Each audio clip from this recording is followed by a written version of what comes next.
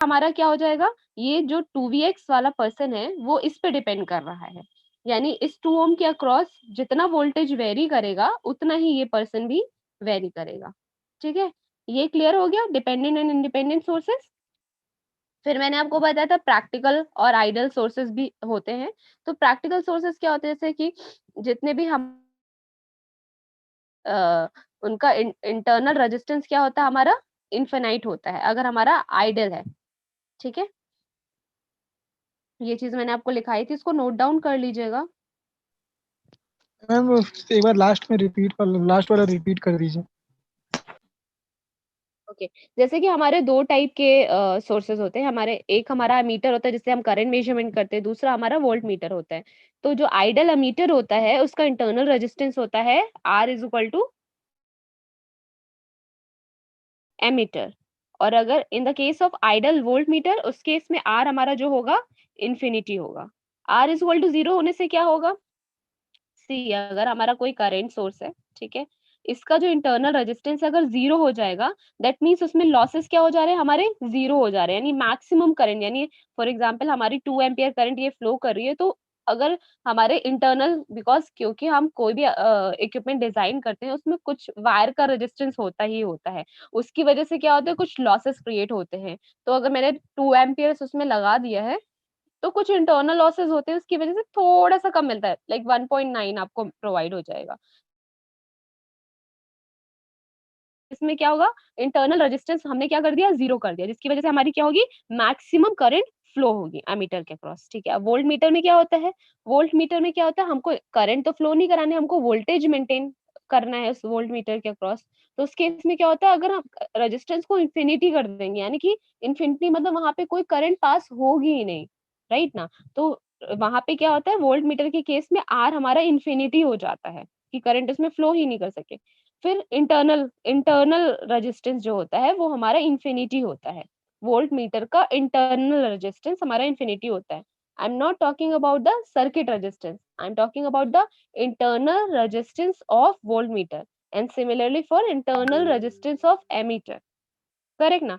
तो एमीटर के केस में आर हमारा क्या हो जाएगा, जीरो, और हमारा वोल्ट मीटर की जाएगा इन्फिनिटी। ठीक है, ये दो चीज आपको ध्यान रखना है। फिर देन मैंने आपको आइडियल एंड प्रैक्टिकल सोर्सेस की बात करा था, उसका सी इसका रिप्रेजेंटेशन कैसे करते हैं। उसका रिप्रेजेंटेशन ऐसा होगा कि हमारा जैसे ये आईएस करंट सोर्स है, ठीक है, और इसमें क्या है सी आइड। अब हम अगर हम प्रैक्टिकल सोर्स की बात करेंगे तो इसका कुछ इंटरनल रेजिस्टेंस होगा, तो ये हमारा क्या होगा, आर आई एन टी, यानी आर इंटरनल, ये इसका इंटरनल है। अमीटर है तो हमारा रेजिस्टेंस क्या होगा, will always be connected in parallel. ठीक है, ये ध्यान रखना है, अगर किसी भी रेजिस्टेंस, किसी भी अमीटर या करंट सोर्स का इंटरनल रेजिस्टेंस ये that R I N T अगर जीरो हो जाता है तो वो हमारा आइडल सोर्स कहलाता है। बट प्रैक्टिकल लाइफ में जो एग्जिस्ट करता है, कुछ लॉसेस डेफिनेटली होते हैं, 100% होते हैं कुछ लॉसेस, 100% लॉसेस मतलब लॉसेस होते हैं, that means losses will be there. तो उसमें कुछ लॉस क्रिएट होता है जिसको हम बोलते हैं internal resistance of that source. तो जब हम करंट सोर्स की बात करेंगे तो हमारा रेजिस्टेंस जो होगा वो पैरेलल में कनेक्टेड होगा। वोल्टेज सोर्स की अगर बात करेंगे तो इंटरनल रेजिस्टेंस हमारा सीरीज में कनेक्टेड होगा। ठीक है, ऑलवेज रिमेंबर, ठीक है। जब हम सोर्स ट्रांसफॉर्मेशन थ्योरी पढ़ेंगे तो उसमें ये कॉन्सेप्ट आपको दोबारा से रिवाइज होगा। ठीक है, अभी हमारा आरएल क्या होता है, आरएल हमारा है लोड रेजिस्टेंस। ठीक है, वो लोड रेजिस्टेंस क्या हो सकता है, वो हमारा यानी उस आउटसाइड ऑफ द सर्किट जो हम कुछ भी कनेक्ट कर रहे हैं, कुछ बल्ब या कोई भी किसी टाइप का लोड हम उस पे कनेक्ट कर रहे हैं, वो हमारा उसके अक्रॉस जो रेजिस्टेंस होगा उसको हम आरएल से रिप्रेजेंट करेंगे। ठीक है, तो याद रखना है, जो हमारा आइडल सोर्सेज होते हैं उसमें उसमें देखो आर आई एन टी क्या होता है, जीरो होता है, तो सिंपली वी कैन कनेक्ट, अगर इसको मुझे कनेक्ट करना होगा तो मैं यहाँ से सिंपली एक आर एल कनेक्ट कर सकती हूँ, दिस इज आर एल। ठीक है, और यहाँ पे करना है तो यहाँ पे मैं सिंपली आर एल को लगा सकती हूँ एंड देन क्लोज। ठीक है, तो ये मेरा क्या हो जाएगा, ये दोनों अब मेरे कौन से केसेस हैं, आइडियल केसेस है, but practically some resistance will be there. तो RINT और RINT दोनों के केस में, वोल्टेज है ना मीटर के केस में, दोनों में मेरे क्या हो जाएंगे, इसमें पैरेलल में, इसमें सीरीज में कनेक्ट हो जाएंगे। ठीक है, ये कॉन्सेप्ट क्लियर है सबको? जैसे इसमें लिखा हुआ है, practical current source is also assume to deliver the constant current irrespective of the terminal voltage across the load connected to it, right? Idle voltage source is one of which deliver energy to the load at a constant terminal voltage irrespective of current drawn by the load, right ना? तो हमारा क्या होगा, अगर जैसे ये 2 amperes है, ठीक है, 2 एम्पियर्स है, तो ये इंफिनिटी टाइम तक आपको 2 एम्पियर ही प्रोवाइड करेगी।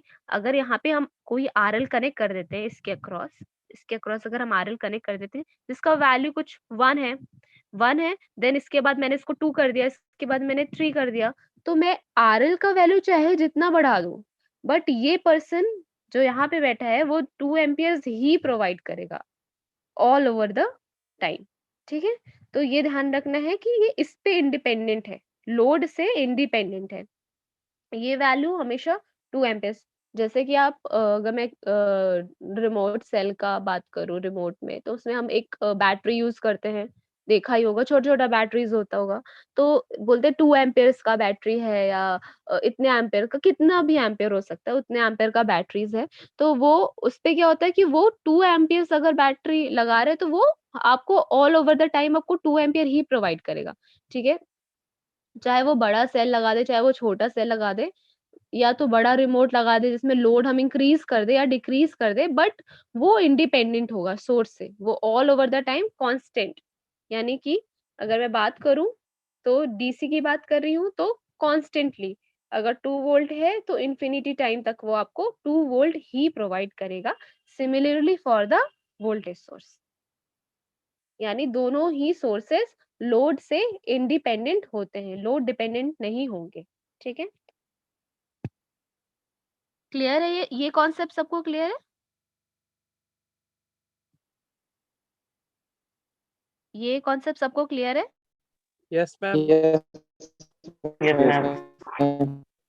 ओके, तो अब सी, अब कनेक्शन की बात आती है। ठीक है, अभी तो हम सिर्फ एक सोर्सेस की बात कर रहे थे। ठीक है, अगर अब मेरे पास मल्टीपल सोर्सेस है, एक सोर्स, दो सोर्स, तीन सोर्स हो सकते हैं, अब अगर उन मल्टीपल सोर्सेस को अगर हमें कनेक्शन, उनका कनेक्शन करना है तो वो कैसे करेंगे और वो कैसे रिस्पॉन्स करेंगे? ठीक है, अब हम इसको क्यों पढ़ रहे हैं? बिकॉज़ जैसे हम कोई बड़ा सर्किट डील करेंगे, ठीक है? तो अगर हमको ये फंक्शन नहीं पता होगा कि 2 सोर्सेज़ को कनेक्ट करने पे वो कैसे रिस्पॉन्स करेंगे, so we can not get the accurate values, right ना? हमको सॉल्यूशन नहीं मिल पाएगा।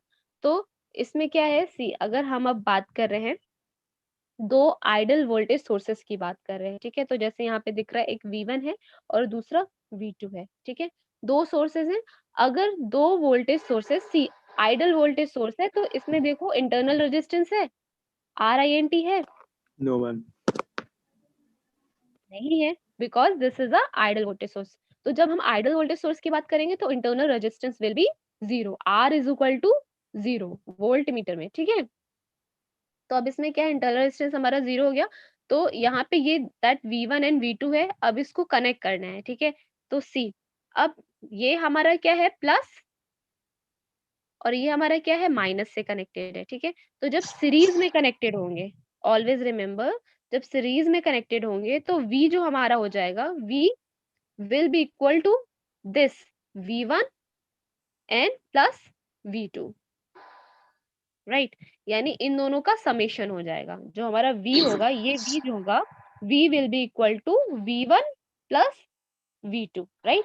जब 2 वोल्ट मीटर सीरीज में कनेक्टेड होंगे तो उनका वोल्टेज एडिटिव हो जाएगा, ठीक है? 2 वोल्ट मीटर जब सीरीज में कनेक्टेड होंगे तो वो दोनों ऐड हो जाएंगे, यानी V will be equal to V1 plus V2 हो जाएगा, ठीक है?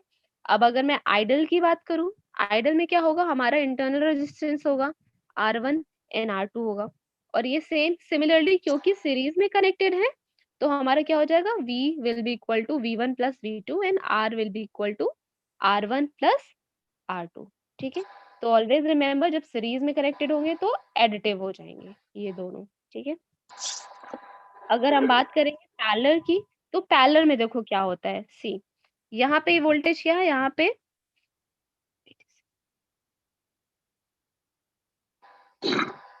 यहाँ का वोल्टेज क्या है, प्लस माइनस V1 दिख रहा है ना सबको। और यहाँ का वोल्टेज क्या है इस नोड के अक्रॉस, ये दिस और दिस, इसके अक्रॉस भी वोल्टेज क्या है, प्लस और माइनस। दो वोल्टेजेस हमको यहाँ पे दिख रहे हैं, एक ये नोड और एक दूसरा नोड। ठीक है, अब ध्यान देना, अगर अगर इन दोनों के अक्रॉस अगर कोई भी वोल्टेज, कोई भी रेजिस्टेंस कनेक्टेड नहीं है, यहाँ पे इस पॉइंट पे कोई रेजिस्टेंस कनेक्टेड नहीं है, कौन किसका माइक अनम्यूट है, प्लीज म्यूट कर लीजिए जिसका भी है। ओके, सो अगर ये पॉइंट है, दो मैंने आपको पॉइंट्स बताए, एक ये और एक ये, ठीक है, इसके क्रॉस वोल्टेज क्या है, प्लस माइनस V1, ठीक है। दूसरा है नोड ये और ये, ठीक है, इन दोनों के क्रॉस क्या वोल्टेज है, प्लस माइनस V2, ठीक है। अगर अगर इधर और इधर कोई रेजिस्टेंस कनेक्टेड नहीं है, तो इन दोनों के अक्रॉस वोल्टेज ड्रॉप कितना होगा, इन दोनों नोड्स के अक्रॉस वोल्टेज ड्रॉप कितना होगा,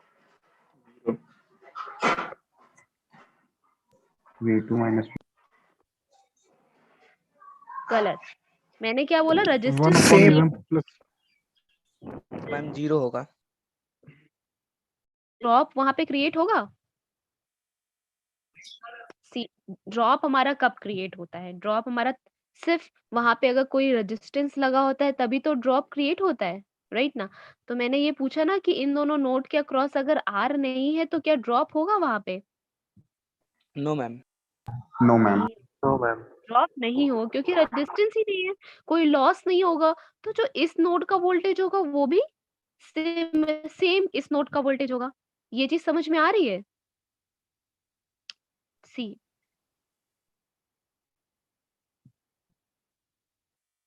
ये आर है, ठीक है, और यहाँ पे क्या है, यहाँ का एक वोल्टेज, ये दो नोड्स है, ठीक है, ये ए और बी, ठीक है, तो ये प्लस और माइनस है।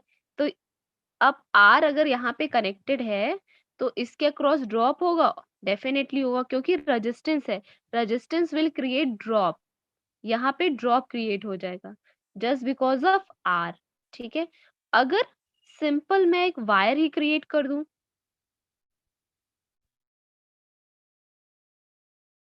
सिर्फ एक ये वायर है मेरा, और यहाँ पे जो नोड वोल्टेज है ये और ये, तो इसके अक्रॉस जो वोल्टेज हो, क्या यहाँ पे वोल्टेज अपीयर होगा, ड्रॉप क्रिएट होगा, No, नहीं ma'am. होगा क्योंकि आर नो ही नहीं है मैम। ना, आर की वैल्यू क्या है, 0 है, तो V is equal to I R हमारा क्या हो जाएगा, 0 हो जाएगा। तो इस केस में क्या ड्रॉप होगा, नहीं होगा। No, ma'am. हाँ, तो सेम सेम यही कॉन्सेप्ट मैं आपको यहाँ बता रही हूँ कि इन दोनों नोड के अक्रॉस क्या ड्रॉप होगा, No, ma'am. No No, ma'am. नहीं ma'am. होगा। No.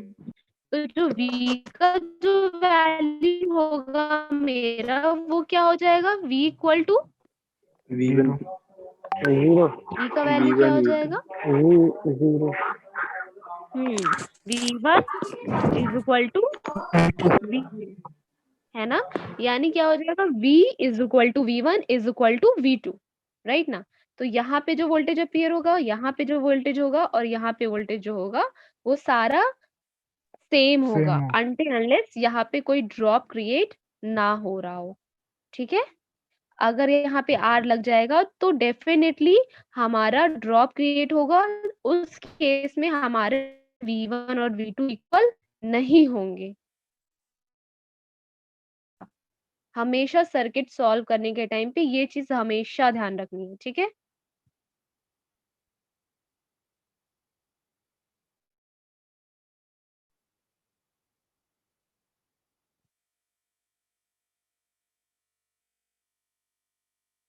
ओके, इधर पे ये V1 will be equal to V2 is equal to V, ठीक है। अब हम बात करेंगे प्रैक्टिकल सोर्स की, बात करेंगे प्रैक्टिकल करंट सोर्स की बात करते हैं, ठीक है। प्रैक्टिकल करंट सोर्स क्या होते हैं, सी यहाँ प्रैक्टिकल करंट सोर्स सिमिलरली इसमें क्या होगा, इंटरनल रेजिस्टेंस होगा, और आइडियल करंट सोर्स में क्या होगा, इंटरनल रेजिस्टेंस हमारा नहीं होगा। ठीक है, नहीं होगा ना? नहीं होगा या नहीं होगा? नहीं होगा। नहीं होगा मैम। नहीं होगा। तो अब हम बात नहीं करेंगे करंट सोर्स का। ठीक है, अब ध्यान से समझना है। ठीक है, करंट सोर्स है यहाँ पे, इसमें क्या दिख रहा है आपको? ओके, तो यहाँ पे क्या दिख रहा है, दो सोर्सेस दिख रहे हैं आपको, एक आपको I1 दिख रहा है, दूसरा आपको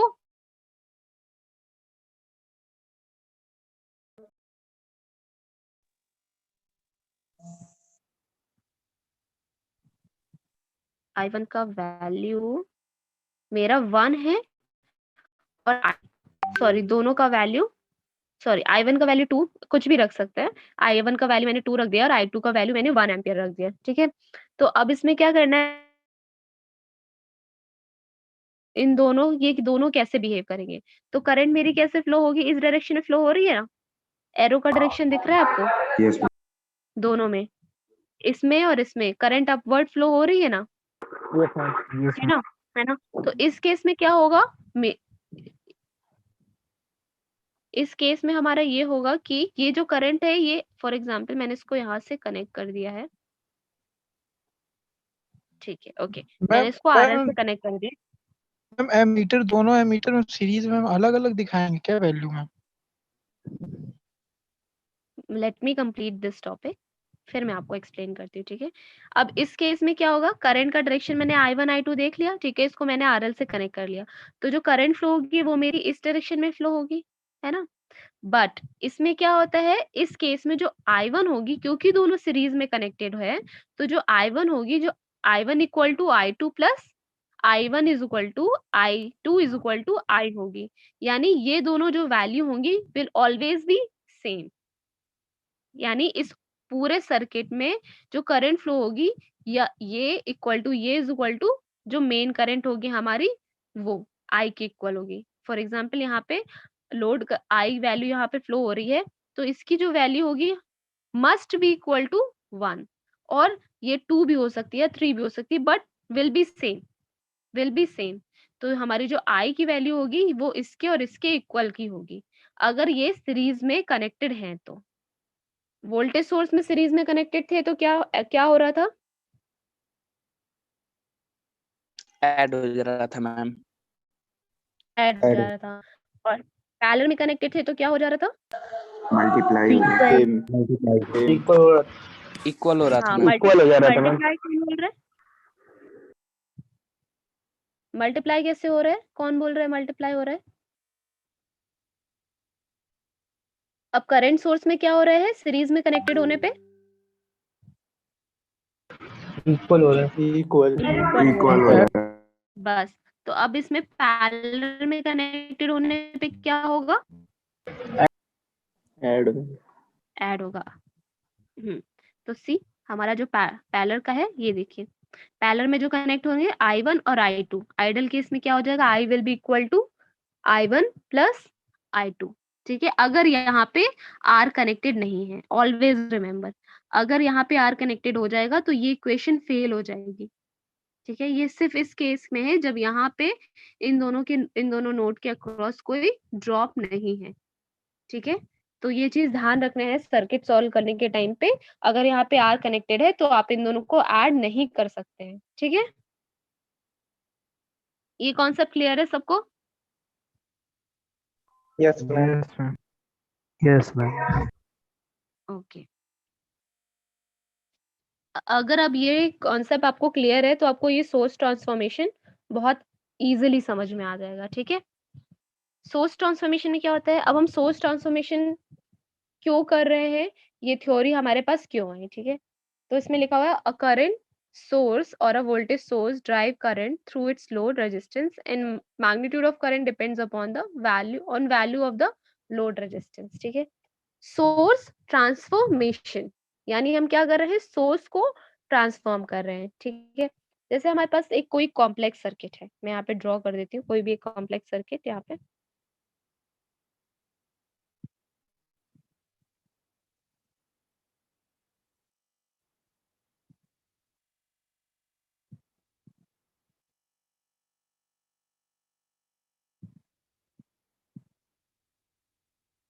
कोई भी ऐसा सर्किट है, ठीक है? तो इसमें क्या दिख रहे हैं आपको, मल्टीपल सोर्सेस दिख रहे हैं ना, current sources, voltage sources, multiple sources दिख रहे हैं। तो ये तो एक छोटा-सा सर्किट है, बट अगर हम किसी किसी बड़ी डिवाइस की बात करते हैं तो उसमें सर्किट जो होता है उसमें number of R, number of L, number of C लगे होते हैं, ठीक है? तो उसकी वजह से क्या होता है, हमारा सर्किट की कॉम्प्लेक्सिटी क्या हो जाती है, इंक्रीज़ हो जाती है। अब उस सर्किट में नंबर ऑफ सोर्सेस भी लगे होते हैं, हर एक पॉइंट पे, हर एक नोड में। तो उसकी वजह से क्या होगा, हमारा आंसर्स कभी कहीं न कहीं हम कोई लॉस ढंग से नहीं कैलकुलेट कर पा रहे हैं किसी नोड के अक्रॉस, की वजह से क्या हो जाता है, हमारा एक्यूरेट आंसर हमको नहीं मिल पाता है। जितना इनपुट आउटपुट का जो रिलेशन होता है वो हमेशा गलत आ जाता है। जितना ज़्यादा कॉम्प्लेक्सिटी बढ़ेगी, जैसे आप लोग मैथमेटिक्स में पढ़ रहे होगे, तो जब आप सिंगल इक्वेशन पढ़ रहे होगे तो उसका आंसर आ रहा होगा, फिर आप जब क्वाड्रेटिक इक्वेशन में गए होगे तब आपने डिफरेंट मेथड पढ़ा होगा, फिर जब क्यूबिक इक्वेशन में पढ़ रहे होगे तो फिर इसमें और भी वैल्यूज नहीं आ रही होंगी आपकी, फिर आप hit and trial method use कर रहे होगे। 4 के पास तो हमारे पास मेथड ही नहीं है, हम we have to go to the software methods, या फिर वो भी उसके लिए हिट एंड ट्रायल, फिर बहुत कॉम्प्लेक्सिटी बढ़ती जाएगी। यानी जितने ज़्यादा पावर्स बढ़ती जाएँगी, एक्स की पावर बढ़ती जाएगी, उतनी ज़्यादा कॉम्प्लेक्सिटी बढ़ती जाएगी। सिमिलरली हमारा सोर्स ट्रांसफॉर्मेशन में क्या होता है कि हम सोर्स ट्रांसफॉर्मेशन में क्या करते हैं, अगर नंबर ऑफ सोर्सेज़ होते हैं, ईदर करंट और वोल्टेज सोर्सेज़ होते हैं, तो हम क्या करते हैं, हम कोशिश करते हैं कि हम सोर्स ट्रांसफॉर्मेशन का यूज़ करके या तो वोल्टेज सोर्स को करंट सोर्स में कन्वर्ट कर देते हैं, या तो करंट सोर्स को वोल्टेज सोर्स में कन्वर्ट कर देते हैं। ये डिपेंड करता है हम पर, ठीक है? अब ये डिसीजन हमको लेना होता है कि हमको उसको करंट सोर्स में कन्वर्ट करना है या वोल्टेज सोर्स में कन्वर्ट करना है, ठीक है?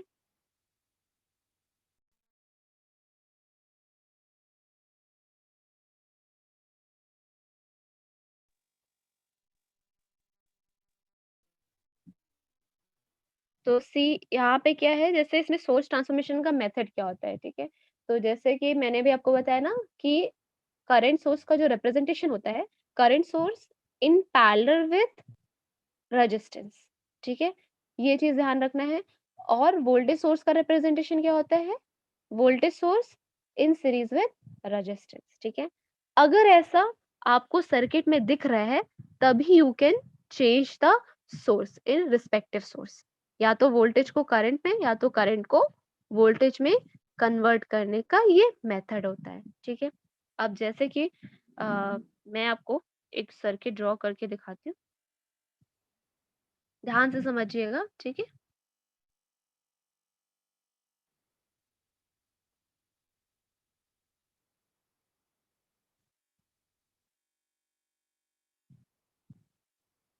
ये चीज़ बहुत ध्यान से समझिएगा क्योंकि आपको आगे इसी से रिलेटेड क्वेश्चन सॉल्व करने। This is plus minus, okay? This is plus minus, v है, v इज इक्वल टू मैंने रखा है 2, ठीक है? दिस इज 1 और let's just assume R1, R2, R3 and R4, ठीक है? अब क्या करना है, मुझे इसको कन्वर्ट करना है। किसको? इस सोर्स को मुझे करंट सोर्स में कन्वर्ट करना है। तो मैं कैसे करूँगी?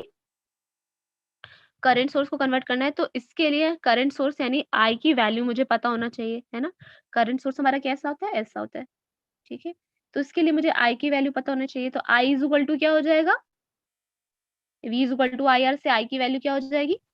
V upon R. V upon R हो जाएगी, ठीक है? अब इधर पे V की वैल्यू क्या है? इस सर्किट पे 2 2 है और 2 R की वैल्यू क्या है? R की value R1 let's just assume चलो ठीक है R1 ही रख देते हैं, ठीक है? R1 रख देते हैं, कोई वैल्यू नहीं रखते हैं। तो I की वैल्यू क्या हो जाएगी मेरी? 2 बाई R1 R1, ठीक है, ओके, करेक्ट। अब करंट सोर्स है मेरा, तो सॉरी करंट सोर्स है तो मेरा इसमें क्या हो जाएगा? सीरीज में R कनेक्ट होगा, है ना? कनेक्ट कर दिया मैंने, ठीक है? इस I की वैल्यू मैंने लिख दी। इस I की वैल्यू हो जाएगी मेरी 2 बाई R1, इस करंट सोर्स की वैल्यू हो गई, ठीक है? और ये जो R है सेम R यहाँ पे लिखूंगी मैं, बस। जो भी वैल्यू R1 की वैल्यू 1 2 3 4 5 कुछ भी हो, ठीक है? तो ये मेरा सोर्स अब इसमें कन्वर्ट हो गया। ये वोल्टेज सोर्स मेरा अब इसमें कन्वर्ट हो गया। अब इसको मैं सर्किट में कैसे ड्रॉ करूंगी? इसका सर्किट में ड्रॉ करूंगी लाइक दिस। अब मेरा ये करंट सोर्स आ गया, ठीक है, ये करंट सोर्स है मेरा। इसके सीरीज में मैंने कन्वर्जन में यहाँ R1 लिखा है, ये मेरा R1 हो गया, ठीक है। सेम ये R1 मैंने यहाँ पे लिख दिया, बट पहले क्या था, सीरीज में था, क्योंकि ये वोल्टेज सोर्स था, बट मैंने कन्वर्ट कर दिया है तो ये मेरा पैरेलल में आ जाएगा, ठीक है। इसके बाद मेरा क्या हो गया, ये सेम बिल्कुल वैसे ये R2, R3 and R4। Clear है सबको ये नया circuit, converted circuit? Yes ma'am. मैंने क्या किया, वोल्टेज सोर्स को मैंने करंट सोर्स में कन्वर्ट किया है। कैसे करना है, बस I की वैल्यू मुझे फाइंड आउट करनी है इस सर्किट से। इस सर्किट से I की वैल्यू मैंने यहाँ पे पुट कर दी। सेम ये R1 यहाँ पे पहले सीरीज में था क्योंकि ये वोल्टेज सोर्स था, बट अब ये पैरेलल में आ जाएगा R1। Same value will be same, इसकी वैल्यू चेंज नहीं होगी। वैल्यू किसकी चेंज होगी, इस पर्सन की वैल्यू चेंज होगी, ठीक है, इस पर्सन की वैल्यू होगी, जो इसकी वैल्यू इस पे, इन दोनों पे डिपेंड कर रही होगी, ठीक है। ये इससे हमने I की वैल्यू फाइंड आउट कर ली। और सर्किट का जो डिजाइन होगा, पहले ये ऐसे था, अब सर्किट का ये ऐसे हो जाएगा, ठीक है।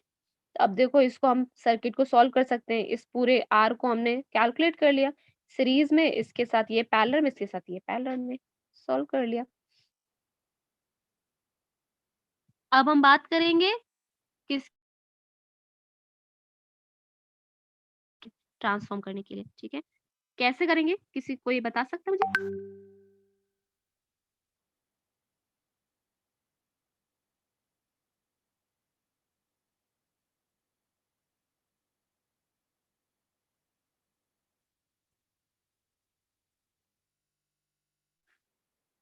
Any idea?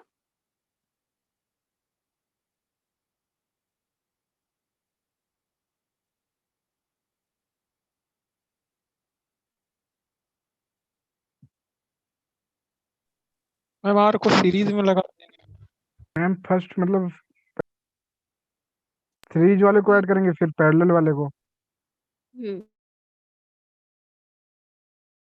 सर्किट बनेगा वो कैसे बनेगा, वो ऐसा बनेगा ना, वोल्टेज सोर्स में कन्वर्ट करना है तो V आ जाएगा यहाँ पे, इसके साथ यहाँ पे सीरीज में होगा, राइट ना।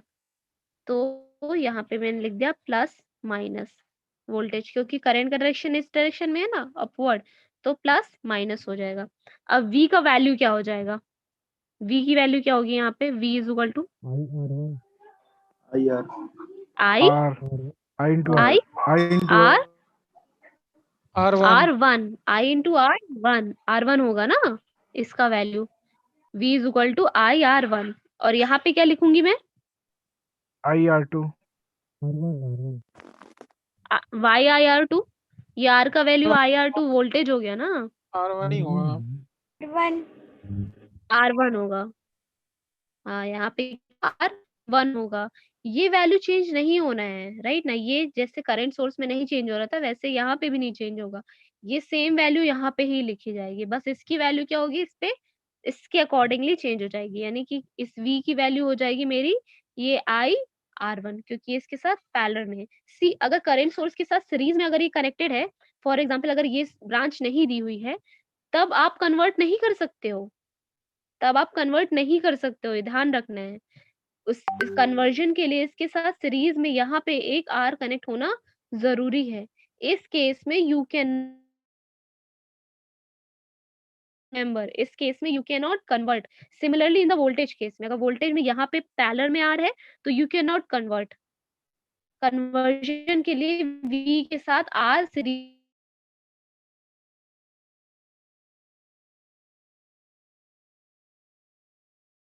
उसी से रिलेटेड ही है। We'll have a open discussion, ठीक है। मैं क्वेश्चंस पूछूंगी, आप लोग मुझे आंसर करना। एंड अगर कुछ क्वेश्चंस होंगे जिसमें सॉल्यूशन का जरूरत होगा तो मैं वो सॉल्यूशन आपको शेयर कर दूंगी। और इसको आप अपना नोट्स अपने खुद भी प्रिपेयर करते जाना, ठीक है, so that at the end of the day आपके पास सारा स्टडी मटेरियल रहेगा, तो एग्जाम टाइम पे आपको उतना प्रॉब्लम नहीं होगा, ठीक है। सो क्वेश्चन नंबर 1 है, materials with lots of free electrons are called? Conductors. Conductors. Conductors. Insulators क्या होते हैं हमारे? Those which does not Do allow not- current to flow through them. Those which did not Does not have free electrons. No free इसमें electrons. Free electrons नहीं होते। Semiconductors क्या होते हैं? दोनों के बीच. It is the दोनों के middle में आते हैं मैम. insulator and conductor. कुछ हीट देने के के बाद middle में में आते वो- Partially conductor. मैम वो इलेक्ट्रॉन आते हैं। हाँ, क्या होते हैं? इलेक्ट्रॉन्स और होल्स होते हैं। इलेक्ट्रॉन्स एंड होल्स होते हैं। होल और हमारे फिल्टर्स क्या होते हैं?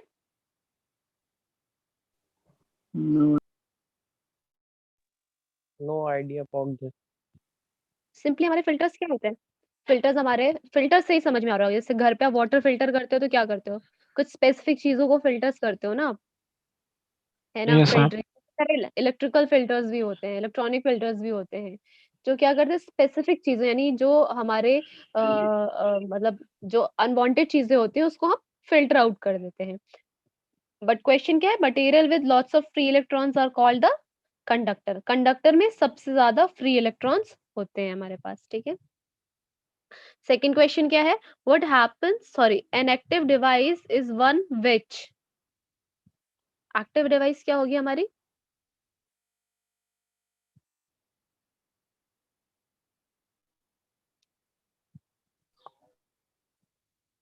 An active device is one which mechanically control electron flow, electrically control electron flow, or pneumatically control electron flow, or automatically control electron flow. क्या होना चाहिए?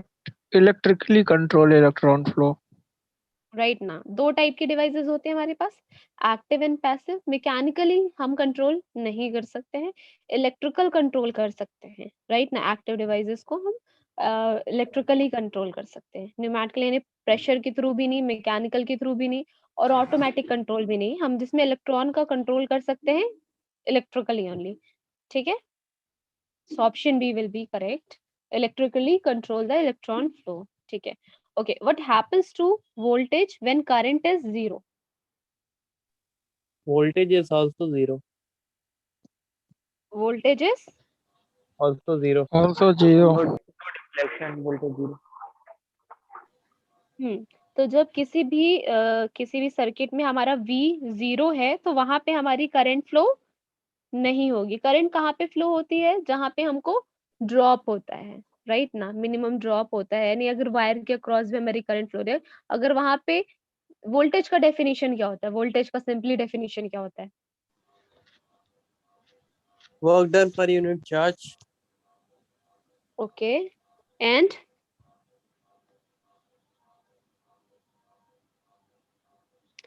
जो वोल्टेज होता है, voltage is called a electrical pressure which causes current to flow in the circuit, right ना।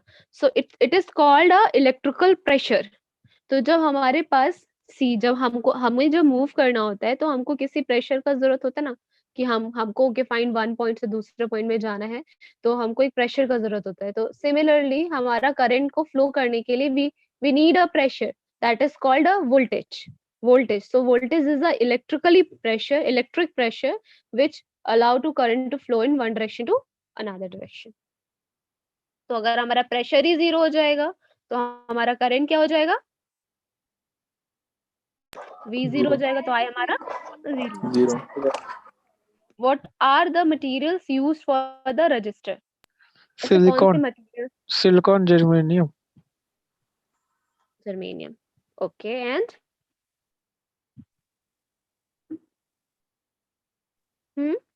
Arsenic.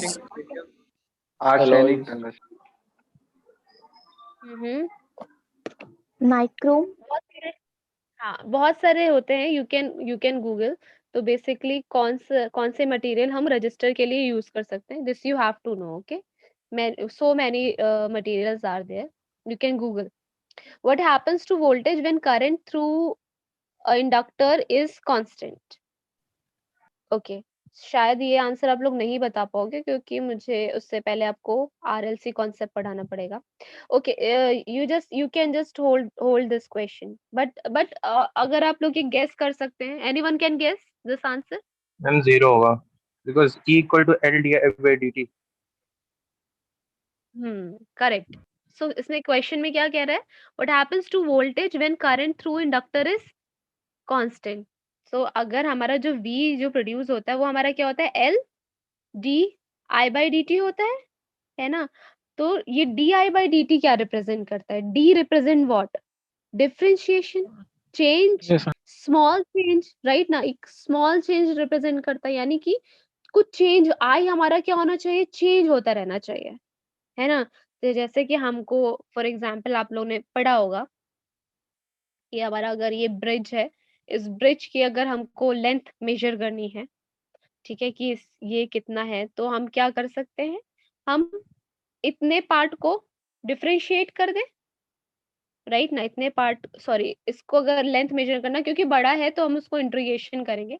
This 0 to x, 0 to x, इसका length measure करना है तो जितना इसका एक छोटा पार्ट होगा, इसको हम इस पे इसके रिस्पेक्ट में इस फंक्शन को इंटीग्रेट कर देंगे and then we can have a value. यानी लार्ज पार्ट को कैलकुलेट करने के लिए we do integrate and small part को हमको वैल्यू नोन करने के लिए हाँ वी डू डिफरेंशिएट। तो अब डी बाई डी टी हमारा क्या रिप्रेजेंट करता है? Change, small change in a current, ठीक है।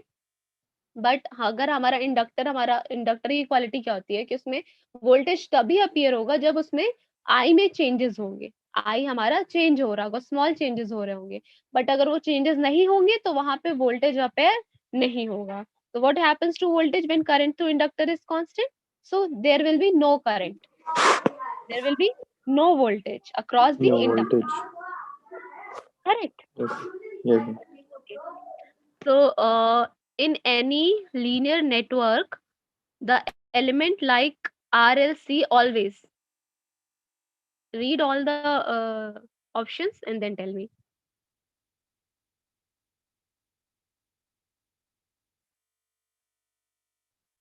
क्या होना चाहिए? लीनियर नेटवर्क मैंने आपको पढ़ाए हैं, है ना? Yes. क्या ma'am. होते हैं लीनियर नेटवर्क्स? फिर इसमें पूछा in any linear network the element like RLC always.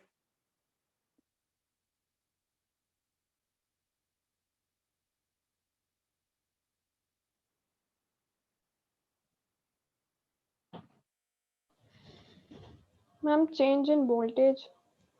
Change in voltage. Option B. Option exhibit changes due to change in voltage. Anyone else? Ma'am, A. Option A exhibit change due to change in temperature. हम्म अगर अगर temperature ज्यादा हो जाएगा तो capacitor का value बदल जाएगा, 2 farad से 3 फैरेड हो जाएगा। हाँ, मैम पर रेसिस्टर का बदल सकता है। यानी अगर option ma'am D option part. Option D. B ma'am, voltage. Ma'am, D. Option D. Okay. See, read the question again, then we'll discuss. In any linear network, the element like RLC always. मैंने ये नहीं कहा values, resistance, inductance, capacitance नहीं बोला, मैंने बोला RLC का value क्या चेंज हो सकता है? आर मैंने जो लेकर आई मार्केट से वो मैंने सर्किट पे लगा दिया। अगर मैंने 2 ओम लेकर आई हूँ तो वो मैंने अगर हाई टेम्परेचर हो जाएगा वो ब्लास्ट हो सकता, खराब हो सकता, बट उसका वैल्यू चेंज नहीं होगा, that will be constant. So remains constant irrespective of change in temperature, voltage and time. ये चीज समझ में आई या नहीं आई? Yes, ma'am. है ना? तो मैम पर हमारा क्या रेसिस्टर तो चेंज होता है ना। मैंने भी वही बोला अगर ना कि टेम्परेचर आप बढ़ाएंगे तो उसकी वैल्यू चेंज हो जाएगी। उसकी आर की सी जो हमारा आर का वैल्यू है, अगर हमारा वो 2 ओम है, यानी वो उतना ड्रॉप क्रिएट कर रहा है ना, V is equal to I R. ठीक है, तो अगर हम आर हमारा, जब हम ओम्स लॉ पढ़ रहे होते हैं उसमें आर, ओम्स लॉ क्या होता है? ओम्स लॉ बताओ मुझे क्या होता है? ओम्स लॉ में V इसी equals to IR. everybody knows that V is equal to IR. I'm asking questions में ही कॉन्सेप्ट छुपा होता है। V is directly proportional to I till R is constant. V is directly proportional to, I. बस यही होता है Ohm's law.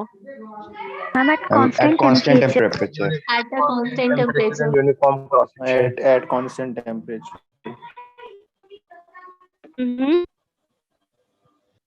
आप लोग ओम्स लॉ पढ़ना एंड देन फिर हम क्वेश्चन 6 डिस्कस करेंगे। ठीक है, ओम्स लॉ अगर आपको समझ में आ जाएगा तो आपको क्वेश्चन नंबर 6 भी समझ में आ जाएगा। ठीक है, क्वेश्चन नंबर 7 है, which type of network allow the physical separability of a network element RLC for analysis purpose? ये पढ़ाया है ना मैंने, क्या होगा इसका answer? Lumped. A. Lumped network A। Lumped. Very good, very good. फिर नेक्स्ट है, every circuit in a is a network but all network are not circuit. क्या होना चाहिए? ये भी पढ़ाया था शायद मैंने। True. Yes, True. true. True, ma'am. True. True. True, ma'am. Example of distributed element क्या होना चाहिए? D. Transmission lines. Transmission line. Transmission lines. Correct, एकदम करेक्ट। Transmission okay, line.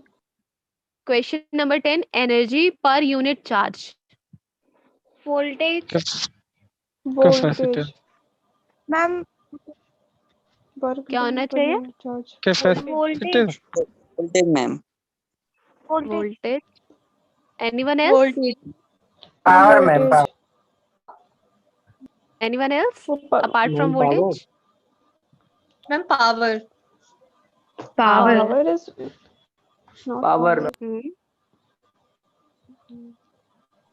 सो आप लोग दोनों ही पढ़ो, पावर क्या होता है एंड वोल्टेज क्या होता Ma'am, है। work correct done answer per is voltage. unit time होता है। Capacitor. कैपेसिटिव कौन बोल रहा है? मैं बोल रहा हूँ। Energy per unit charge capacitive होता है। Voltage, ma'am. Voltage. Ma'am, voltage. Voltage. Voltage. Voltage is the correct answer. 11th है, inductance of a inductor is inversely proportional to its. Length. See इसका formula I will share this answer. इसका एक formula होता है, formula based question है ये। ठीक है, the dependent sources are of kind, कितने टाइप के होते हैं? 4. Four. पता है ये सबको ना? ये Four. क्वेश्चंस इसी टाइप के क्वेश्चंस रहेंगे आपके बेसिक इलेक्ट्रिकल में, इसी टाइप के क्वेश्चंस रहेंगे। ओके, ये ध्यान में रखना है। सी ओके, ये क्वेश्चन 13 तो शायद रिपीट हो गया है। ओके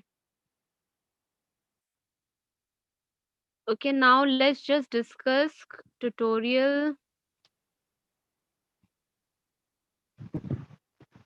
पहले हम ट्यूटोरियल 3 डिस्कस करते हैं। ठीक है, इसके बाद ट्यूटोरियल 4 डिस्कस करेंगे, क्योंकि ट्यूटोरियल 2 को मुझे पूरा एक्सप्लेन करना पड़ेगा आपको, क्योंकि उसमें एक डिफरेंट ही प्रोसीजर यूज हो रहा है।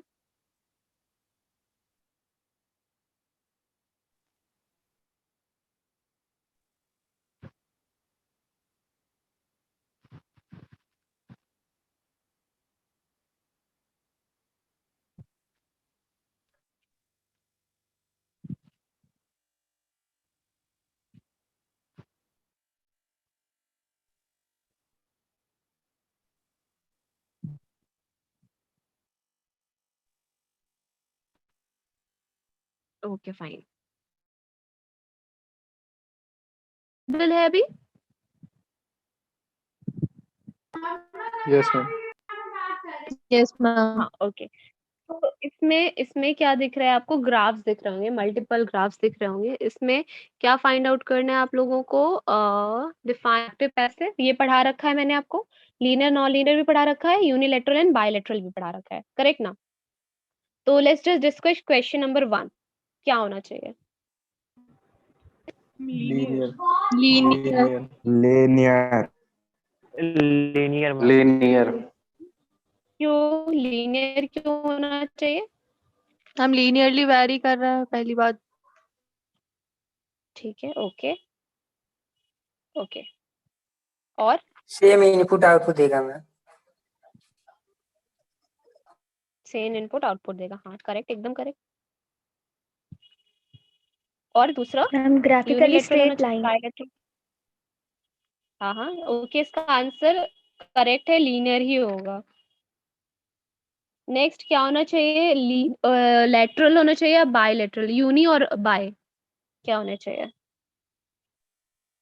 By बाय होना चाहिए, क्यों होना चाहिए? यूनी होना चाहिए। Someone saying bi, someone saying uni. Uni क्यों होने चाहिए पहले वो मुझे जानना है।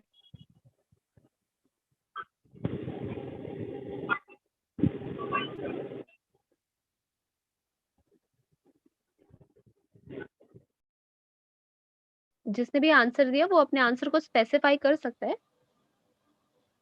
यूनी क्यों होना चाहिए? yes ma'am. ओके, बाय क्यों होना चाहिए? बाय क्यों होना चाहिए? मैम प्लस आई और माइनस आई दोनों एक्सेप्ट करता है।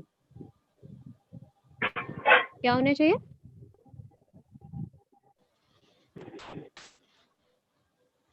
ओके, मैम करंट और बायलैटरल वोल्टेज में डिफरेंस क्या होता है?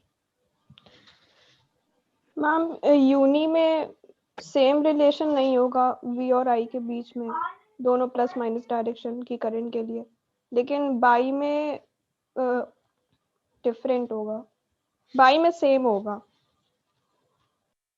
बाय में सेम होगा, ठीक है ओके। और कोई? मैम यूनी में current flowing in a single direction और बाया में ओके, बोथ द डायरेक्शन।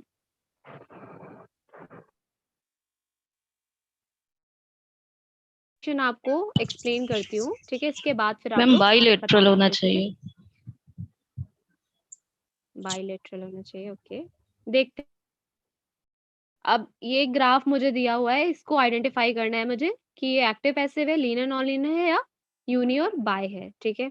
तो लीनियरली मेरा क्या कहता है कि a graph a line passing through a should have a linear relationship, यानी v और i के बीच में linear relationship है। तो ये मुझे दिख रहा है, ठीक है।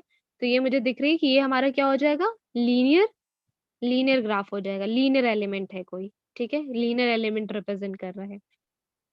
दूसरा है कि अब ये मेरा यूनिलेटरल है या बायलेटरल है, वो मैं कैसे आइडेंटिफाई करूंगी?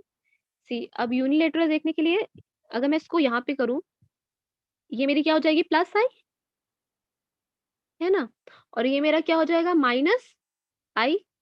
सिमिलरली प्लस वी और दिस इज माइनस वी, ठीक है। तो अब इसमें क्या होगा? इस वाले पोर्शन में मेरी जो पावर होगी वो पावर क्या हो जाएगी? क्वाड्रेंट 1 में, ये क्वाड्रेंट 1 है, 2 है, 3 है, 4 है, 4 क्वाड्रेंट्स हैं इसमें, 1 2 3 4। क्वाड्रेंट 1 में मेरी पावर क्या होगी? P is equal to, P positive होगी या नेगेटिव होगी? Positive. पॉजिटिव। पॉजिटिव होगी, ठीक है। इसमें P क्या होगी मेरी? Positive. पॉजिटिव। Y positive. इसमें P क्या होगी मेरी? नेगेटिव होगी। P मेरी क्या होगी यहाँ पे? नेगेटिव होगी, क्योंकि ये मेरा क्या है? V है, प्लस V है, और ये मेरा माइनस V है, तो यहाँ पावर क्या हो जाएगी? पावर नेगेटिव क्या हो हो जाएगी। जाएगी? नेगेटिव। Negative. हाँ, इस वाले क्वाड्रेंट में पावर क्या होगी? थर्ड में? पॉजिटिव। Positive. positive, फोर्थ में? फोर्थ में निगेटिव है। नेगेटिव, ठीक है। मैंने क्या कर दिया? मैंने पावर आइडेंटिफाई कर लिया।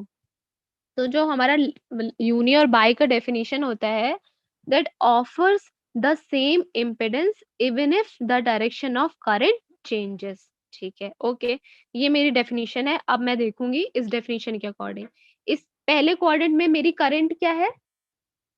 मेरा ग्राफ पहले, सबसे पहले मुझे देखना ग्राफ किस किस क्वाड्रेंट में है। तो मेरा जो ग्राफ है वो मेरा पहला और तीसरे क्वाड्रेंट में है, राइट ना।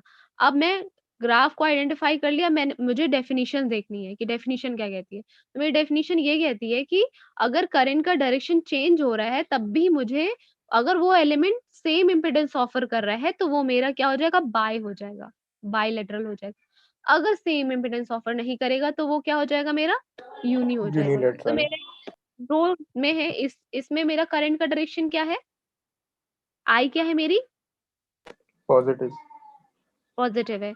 तो बट इसमें हमारा जो पावर आ रही है वो क्या आ रही है मेरी, इम्पीडेंस जो Positive. होगा, इम्पीडेंस जो होगा वो पॉजिटिव ही होगा। अब मैंने करंट की डायरेक्शन रिवर्स कर दी, इस मेरा ग्राफ इस वाले कोऑर्डिनेट में ना, इस डायरेक्शन में करंट मेरी क्या हो गई, रिवर्स हो गई, और इम्पीडेंस मेरा क्या होगा, फिर भी पॉजिटिव। पॉजिटिव है। तो ये मेरा कौन सा एलिमेंट, ये एलिमेंट कौन सी प्रॉपर्टी एग्जिबिट कर रहा है, बाइलेटरल। बाई की कर रहा है। ठीक है, अगर मेरा ग्राफ ऐसे होता तो करंट का डायरेक्शन चेंज करने पे इम्पीडेंस डिफरेंट आ रहा है, तो मेरा हो जाता क्या, Unilateral. यूनी हो जाता। इस केस में ये ग्राफ मेरा कौन सा प्रॉपर्टी एग्जिबिट कर रहा है, बायलैटरल। बाई कर रहा है, यानी ये मेरा लीनियर हो गया और बाइलेटरल हो Bi. गया। बायलैटरल। हाँ, अब मैं कैसे आइडेंटिफाई करूंगी ये एक्टिव एलिमेंट है या पैसिव एलिमेंट है। तो एक लाइन आप लोग ये लिख लीजिए, passive element, you can note down, ठीक है, ये आपको पीडीएफ में नहीं मिलेगा।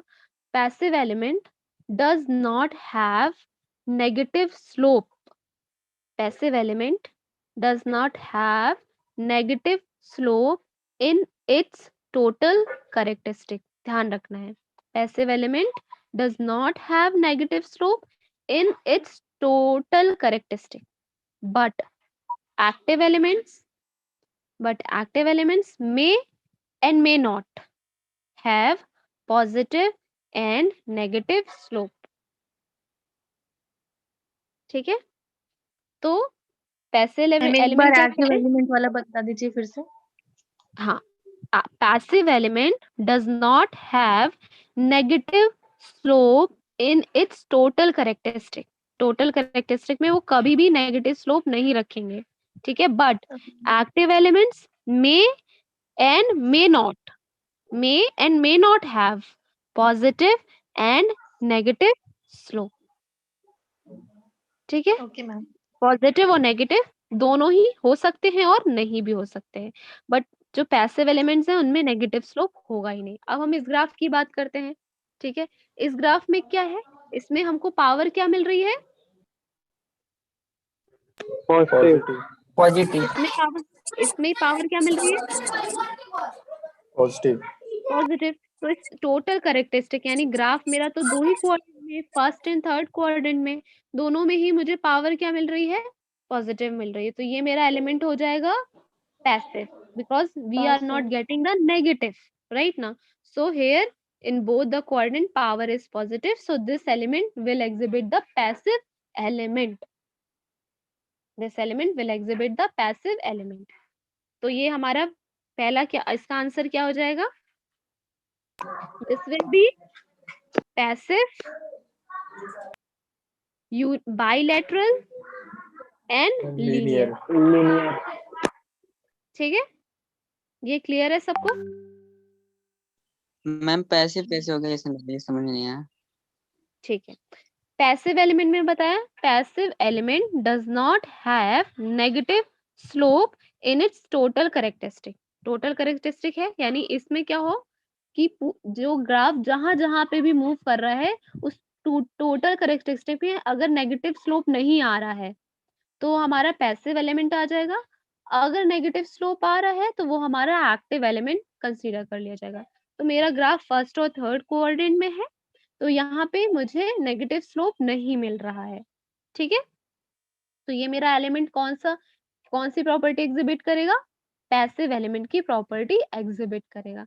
अगर यही मेरा ग्राफ कुछ ऐसा हो जाता तो ये यहाँ पे मुझे पावर क्या मिल रही है, नेगेटिव मिल रही है, यानी नेगेटिव प्रॉपर्टी एग्जिबिट कर रहा है, तो ये मेरा कौन सा एलिमेंट हो जाएगा, एक्टिव एलिमेंट हो जाएगा। बट इस वाले केस में क्या है, इन दोनों ही क्वाड्रेंट में पावर मेरी पॉजिटिव है, तो ये मेरा पैसिव एलिमेंट हो जाएगा, यानी passive, linear and bilateral. Clear है? Yes ma'am. Okay, very good. Okay, let's just move to question number 2। 2 में क्या होना चाहिए?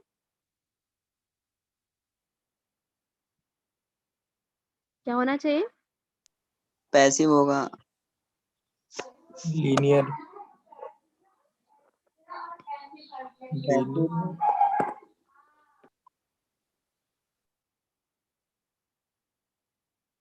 क्या होना चाहिए?